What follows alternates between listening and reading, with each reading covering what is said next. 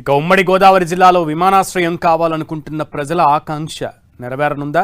తాడేపల్లిగూడెంలో కొత్తగా greenfield airport నిర్మించే ప్రతిపాదనలు ముమ్మరంగా సాగుతున్నాయా? ఇందుకోసం భూములు ఇచ్చేందుకు రైతులు సిద్ధంగా ఉన్నారా? ప్రభుత్వం రైతులకు ఎలాంటి హామీలు ఇస్తోంది? రైతులేమంటున్నారు? ప్రజాప్రతినిధులు ఏం చెబుతున్నారు? తాడేపల్లిగూడెం నియోజకవర్గంలో ప్రతిపాదిత గ్రీన్ఫీల్డ్ ఎయిర్పోర్ట్పై 10 టీవీ గ్రౌండ్ రిపోర్ట్.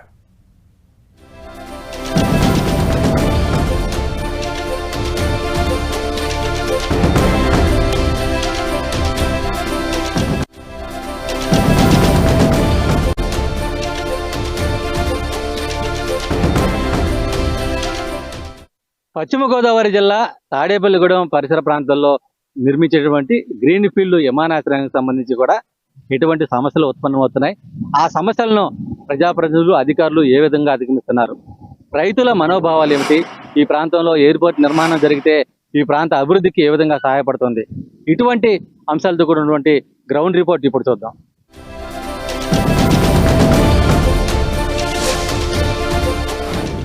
ఈ ప్రాంతంలో ఉన్నటువంటి దాదాపు 1123 ఎకరాల అటవీ భూములు అయితే ఉన్నాయి. ఈ ప్రాంతంలో ఎయిర్పోర్ట్ నిర్మాణానికి అయితే కూడా మొత్తం గ్రీన్ సిగ్నల్ ఇస్తాము, దానికి సంబంధించిన అనుమతులన్నీ తీసుకొస్తాము అని చెప్పడం జరిగింది. విజువల్స్ లో కూడా చూడొచ్చు. అంటే మనం చూస్తున్నటువంటి ఈ పంట కాలువ సరిహద్దుగా వచ్చుకొని, అంటే తాడిపూడి ఎత్తిపోతల కాలువకు సంబంధించి ఈ కాలువ సరిహద్దుగా తీసుకొని మనం ఇప్పుడు విజువల్స్ లో చూస్తున్నటువంటి ఈ ప్రాంతంలో, అంటే వెంకటరామన్నగూడెం ఈ ప్రాంతంలోనే దాదాపు ఇవన్నీ కూడా ప్రైవేట్ భూములు, రైతులకు సంబంధించిన భూములే.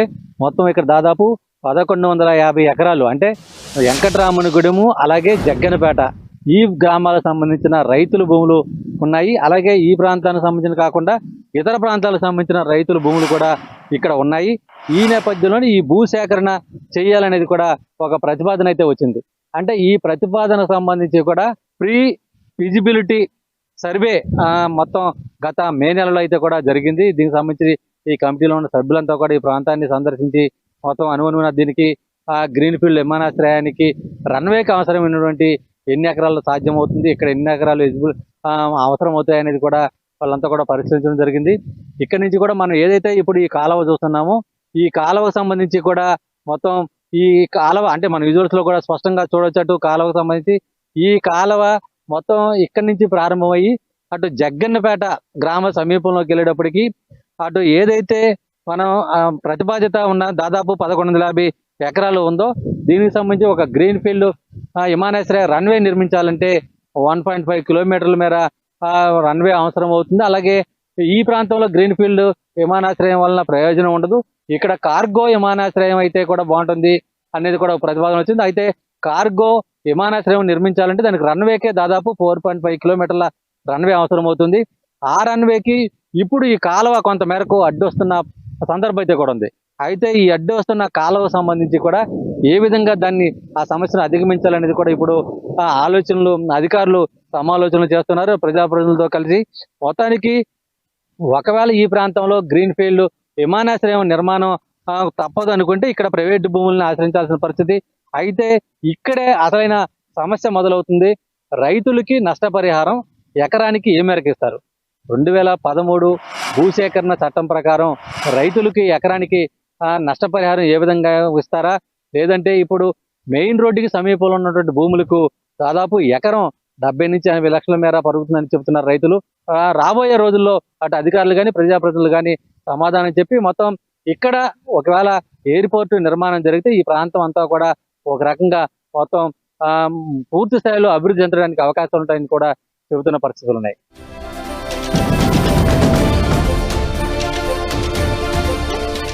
కూడా ఈ ప్రాంతం అంతా కూడా చాలా సారవంతమైన భూములు, ఇలా 2 పంటలు 3 పంటలు కూడా పండుతున్నాయి. ముఖ్యంగా హార్టికల్చర్ సంబంధించిన పంటలు కూడా చాలా బాగా పండుతున్నాయి. ఇవాళ కార్గో విమానాశ్రయం వస్తే ఈ ప్రాంతం అంతా కూడా ఇప్పటికే తాడేపల్లిగూడెం అంటే వర్తక వ్యాపార కేంద్రం, దానికి సంబంధించి అదేవిధంగా భీమవరానికి సంబంధించి ఇది ఆక్వా కల్చర్ కానీ ఫిష్ కల్చర్ కానీ పెద్ద ఎత్తున ఉంది. అలాగా మెట్ట ప్రాంతానికి సంబంధించి ఏదైతే ఈ క్రాప్లు అన్నీ ఉన్నాయి కాబట్టి ఇవన్నీ యుద్ధ ప్రాతిపదికన దేశ విదేశాలకు వెళ్ళాలన్నా ఇతర ప్రాంతాలకు వెళ్ళాలన్నా కార్గో విమానాశ్రయం అనేది ఇంపార్టెంటే. అయితే కొంతమంది రైతుల్లో అపోహం ఉంది, ఏంటంటే తక్కువ ధరలు ఇచ్చి భూములు సేకరిస్తారేమో, అటువంటి అపోహలు ఎవరు పడవద్దండి. మాది జగ్గనపేట గ్రామం అండి. నా పేరు పచ్చ బ్రహ్మయ్య. జగ్గనపేట గ్రామానికి వెంకటరమణకి సరిహద్దుకి ఎయిర్పోర్ట్ నిర్మాణం జరుగుతుందని అంటున్నారు. ఆ జరిగితే రైతులందరూ కూడా సఖ్యతగా ఉన్నారండి. దాని మీద ప్లస్ పాయింట్ కుర్రకారికి ఉద్యోగ అవకాశాలు కల్పించి రైతులకి గిట్టుబాటు ధర కల్పించి ఈ కార్గో ఎయిర్పోర్ట్ అయితే భీమవరం ఆక్వా రైతులకు కానీ జగన్పేట తాడేపల్లి వెంకటరమణ రైతులకి కూరగాయలకు కానీ లేదా వేరే రకంగా ఏదైనా సరే ఎయిర్పోర్ట్ ద్వారా అవకాశాలు కల్పించాలని. చేపలు రొయ్యలు కూడా అన్ని ఇక్కడి నుంచి ఈ దేశాలకి ఎక్స్పోర్ట్ వెళ్తాయి. కార్గో విమానాశ్రయం ఉండటం ఎంతో సౌకర్యం అని మేము భావిస్తున్నాం.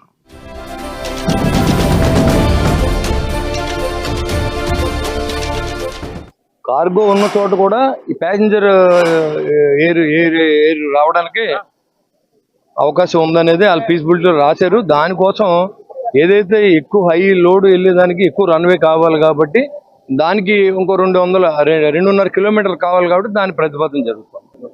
వాళ్ళకు ఉన్న మార్కెట్ వాల్యూ ఇస్తాం, బుక్ వాల్యూ కాదు, మార్కెట్ వాల్యూ ఇస్తాం. ఒక 2-3 నెలలు పట్టొచ్చు, లాంగ్ ప్రాసెస్ ఇది. మొత్తానికి ఈ గ్రీన్ ఫీల్డ్ రన్వే ఎప్పటికీ పూర్తి అవుతుంది. దీనికి సంబంధించి కూడా నిర్మాణాలు అంటే ఎప్పటికి పూర్తి అవుతాయి, అలాగే విమానాలు ఎప్పటి నుంచి ఇక్కడ తిరుగుతాయి అనేది కూడా ఈ ప్రాంత ప్రజలైతే కూడా కొంత ఆశగా ఎదురు చూస్తున్న పరిస్థితులు ఉన్నాయి. ఇది మొత్తానికి గ్రీన్ ఫీల్డ్ విమానాశ్రయానికి సంబంధించిన గ్రౌండ్ రిపోర్ట్.